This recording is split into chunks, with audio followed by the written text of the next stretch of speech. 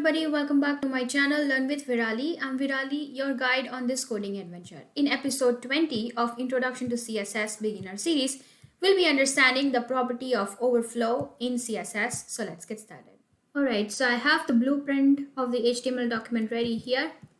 Let us directly dive into understanding different types of values that we use for overflow CSS property.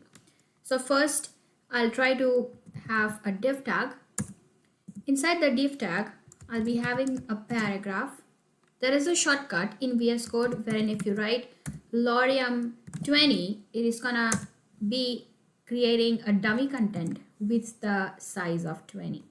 So here I'll be using Alt, Shift and F to get this in line, properly aligned. And now if I try to style these elements here by giving the style tag,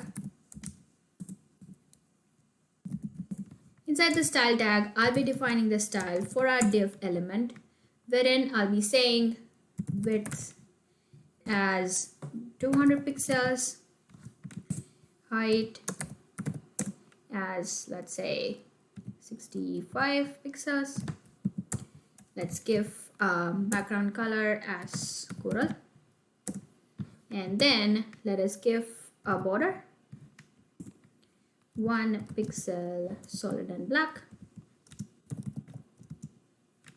All right, and now at the end, let us try first. Let me save this to see how does it look like. So right now it looks like it is an overflowing content outside the box. The box is just colored with a background color of coral, and then the content is coming outside of the border. So here, if I give the property of overflow as visible, the overflow is going to be visible in this case. That means we can actually see that our content, which is an extra content, is coming outside of the box. So right now, if I just in place of overflow as visible, I give it as hidden, the overflow is actually going to be hidden and the text is going to be cut off the box. That means you now no longer can see that the text is overflowing off the box.